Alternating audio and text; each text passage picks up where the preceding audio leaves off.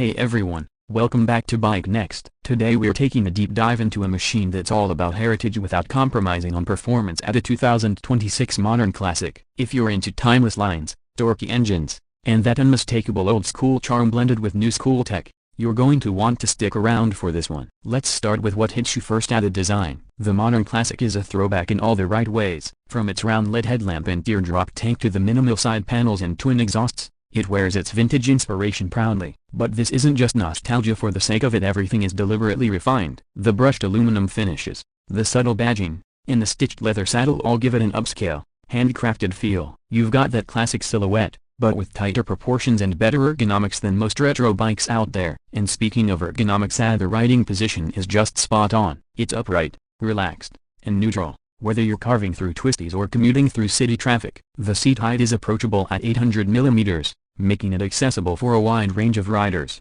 and the pegs are slightly rear-set to give you that subtle sporty edge without sacrificing comfort. Now under that nostalgic skin is a thoroughly modern engine. The 2026 modern classic packs a 725cc parallel twin power plant, liquid-cooled, with a 270-degree crank that gives it that satisfying thump and character you want from a classic twin. You're looking at around 70 horsepower and 67 Nm of torque, and let me tell you, it pulls beautifully through the mid-range. It's not about outright speed, though it's no slouch either. It's about smooth, confident power delivery and that deeply satisfying exhaust note as you roll on the throttle. One of the standout aspects of this bike is the engine tuning. It's responsive without being twitchy, linear but not boring. Whether you're riding in the city in third gear or pushing through back roads, the fueling is precise and the throttle connection is crisp. It just feels refined. And the 6-speed gearbox, slick and light, with a slip assist clutch that keeps things stress-free in stop-and-go traffic. Now on to handling. The bike rides on 18-inch wheels front and rear, wrapped in modern retro pattern tires that offer surprisingly good grip. The chassis is a steel double cradle with improved rigidity for 2026,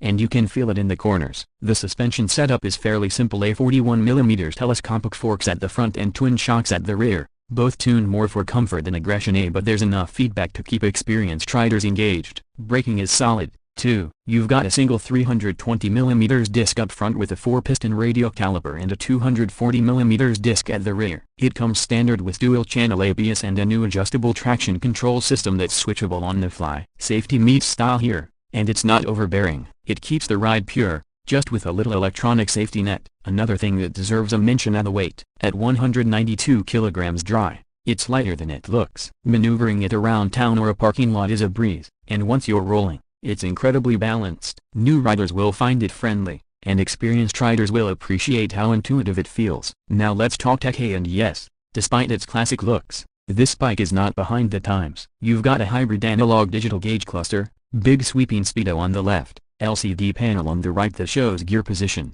fuel level, trip meters, and a minimalist nav prompt system that syncs via Bluetooth to your phone. There's also a USB-C port discreetly placed under the seat for charging on the go. You get 3 riding modes: road, rain, and custom. Rain mode tones down throttle response and enhances traction control, while custom lets you dial things in exactly how you want them. There's no huge TFT screen, no fancy cornering ABS, and honestly, that's refreshing. It's a rider's bike, not a tablet on wheels. Fuel economy sits around 28 kilometers per liter in mixed riding, and with a 14-liter tank, you're looking at a solid 350 to 400 kilometers per fill-up depending on how aggressive your wrist is. Now, price. The 2026 modern classic comes in at $8,999 for the base trim, with optional accessories and factory add-ons like a fly screen, brand mirrors, quilted seat, and saddlebag mounts available at extra cost. In markets like India, that translates to around 7 Indian rupees and 80 paise luck on road. It's competitively priced,